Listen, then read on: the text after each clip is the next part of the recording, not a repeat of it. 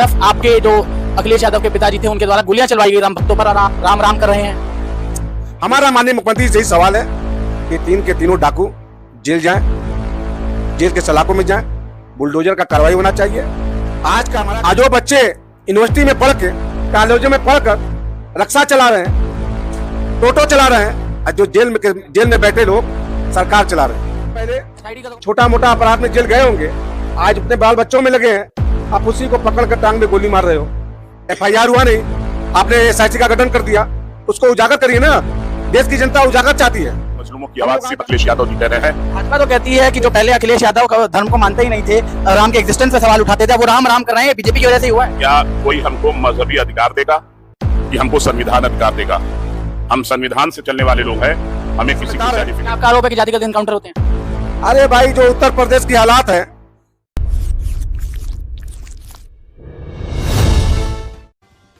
उत्तर प्रदेश में 2027 के चुनाव नजदीक है और उसके पहले ही सियासी गर्मागर्मी तेज देखने को मिल रही है और ऐसी ही एक गर्माहट हमें देखने को मिली अखिलेश यादव के बर्थडे के दिन, जिस दिन उत्तर प्रदेश में लालू यादव के घर पे पुलिस द्वारा उनको रोका गया।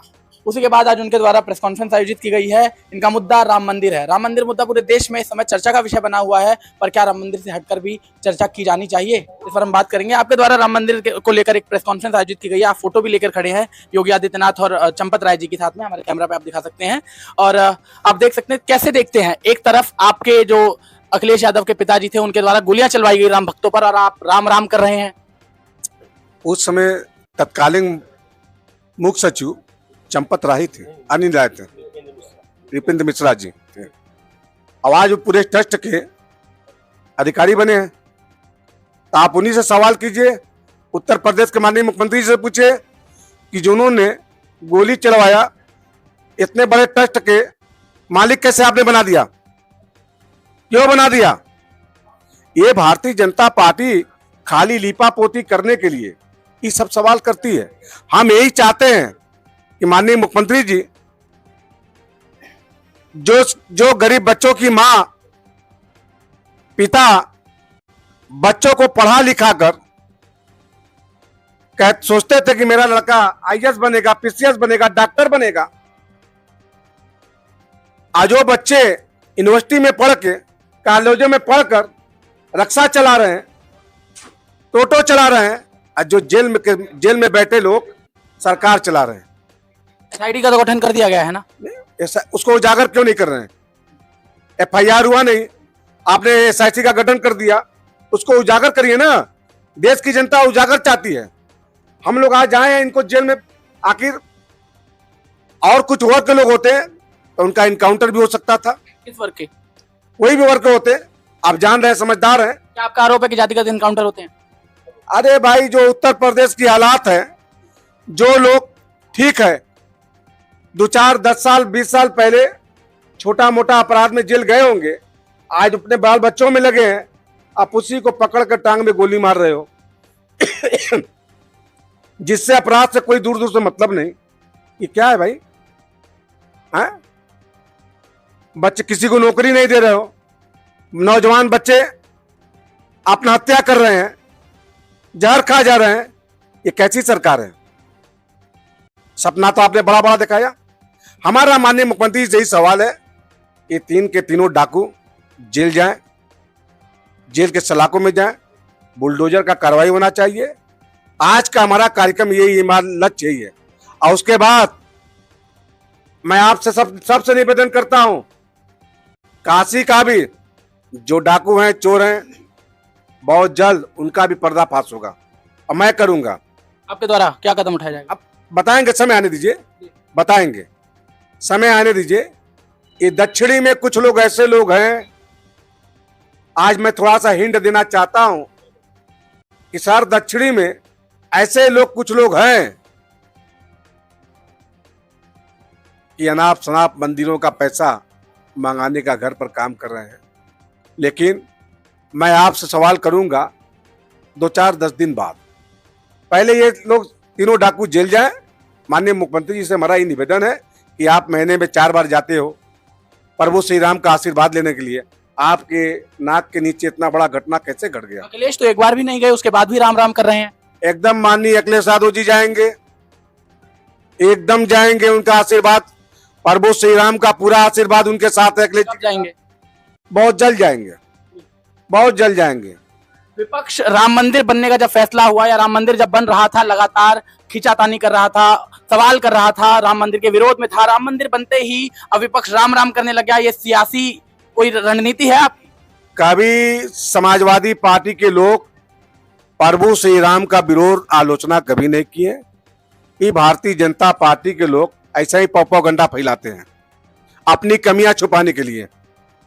अरे कार सेवकों को गोली चला देना, चाहे शंकराचार्य को लाठी से मारना। मैंने इसके पहले आपसे कहा है कि कार सेवकों पर जो गोली चलवाया वो आज विपेंद्र मिश्रा जी हैं, उसी जगह का मालिक बनकर बैठे हैं। मालिक किसने बनाया? उत्तर प्रदेश के चीफ मिनिस्टर ने बनाया। इसीलिए मैं आपसे सवाल करने आया हूं कि ये सब जेल कब जाएंगे, तीन के तीनों। ये जो बेचारे पोछा मारने वाले हैं, आप अपनी कमियां छुपाने के लिए उन लोगों को जेल भेज दिए। आज जो ये डाकू हैं,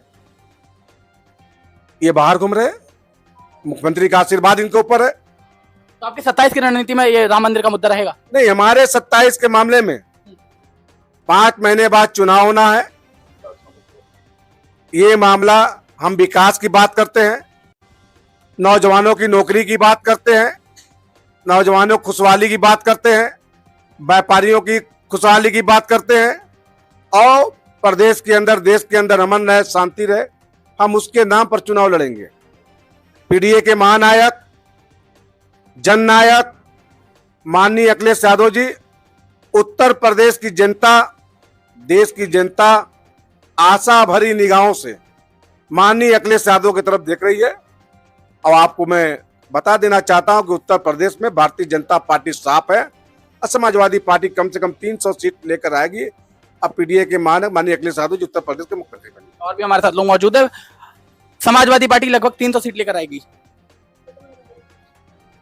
उत्तर प्रदेश के नौजवानों, गरीबों, मजलूमों, किसानों की आवाज, माँ बहनों की अजमत की हिफाजत करने वाली आवाज, अधिवक्ताओं की जुबान, उनके अधिकार देने वाली आवाज। उत्तर प्रदेश में विकास के रास्ते से हम 300 प्लस उत्तर प्रदेश में आएंगे और 2027 में हम सरकार बनाने जा रहे हैं। चाहे वो बुनकर का सवाल हो, चाहे वो किसानों का सवाल हो, चाहे वो नौजवानों का सवाल हो, चाहे अस्पताल में मुफ्त दवा देने का सवाल हो, चाहे शिक्षा का सवाल हो, चाहे डॉक्टरों का सवाल हो, चाहे अच्छे अस्पताल का सवाल हो। जो स्कूल बंद कर दिए हैं, आप एक तरफ कहते हो कि हम मंदिर की हिफाजत कर रहे हैं, मंदिर को हम सजा रहे हैं, वही कहीं लोगों को तालीम देने के लिए आप कह देते कि हम 50 बेसिक शिक्षा स्कूलों को हम बना रहे हैं, उनमें अच्छे टीचर दे रहे हैं, अच्छे छात्रों को सुविधा दे रहे हैं। ये आप कहने की बात नहीं कह रहे हो। ये कहने का बात अगर कोई कर रहा है, हिंदुस्तान के अंदर सबसे महबूब नेता, उत्तर प्रदेश की जान अवान बानशान, महबूबों की आवाज, नौजवानों की, गरीबों की, मजलूमों की आवाज सिर्फ अखिलेश यादव जी कह रहे हैं। भाजपा तो कहती है कि जो पहले अखिलेश यादव का धर्म को मानते ही नहीं थे, राम के एग्जिस्टेंस पे सवाल उठाते थे, वो राम राम कर रहे हैं, बीजेपी की वजह से ही हुआ है। क्या कोई हमको मजहबी अधिकार देगा कि हमको संविधान अधिकार देगा? हम संविधान से चलने वाले लोग हैं। हमें किसी की सर्टिफिकेट की जरूरत नहीं है कि हम लालू यादव के बगल में बैठे कि न बैठे, हम किसी पत्रकार भाई से बात करें कि न करें, हम गंगा में नहाएं कि न नहाएं, हम कहीं सड़क पर चले या न चले, ये कोई मुझे अधिकार नहीं देता। ये अधिकार मुझे भारत का संविधान देता है। उस संविधान के रास्ते से चलते हुए, उत्तर प्रदेश में मोहब्बत का पैगाम देते हुए, हिंदुस्तान, उत्तर प्रदेश में हम अपने महबूब नेता अखिलेश यादव जी को, किसान, गरीब, नौजवान, अकलियत, हर समाज मिल्लत के लोग, नेताजी का कहना था कि हयात लेकर चलो, कायनात लेकर चलो, चलो तो सारे जमाने को साथ लेकर चलो। हम पत्रकारों की भी सुरक्षा की बात करते हैं, हम गरीबों की भी सुरक्षा की बात करते हैं, हम अधिकारियों की भी सुरक्षा की बात करते हैं। हम एक चीज और कहना चाहते हैं कि जुल्म करने वाले इस बात को याद रखो, जुल्म का पीछा बहुत दूर तक चलेगा और इंसाफ करने वाला जब कानून का राज आ जाएगा तो जो जुल्म करने वाले वो जेल की सलाखों में होंगे। इंसाफ होगा, इंसाफ के चाहे जैसे लोग हो, वो इंसाफ अखिलेश यादव भारत के संविधान और कलम से करने का काम करेंगे। किसी के ऊपर जुल्म और सितम या फर्जी मुकदमे में बंद करने का काम नहीं करेंगे। क्या सुप्रीम कोर्ट बंद हो गया है? क्या हाई कोर्ट बंद हो गया है?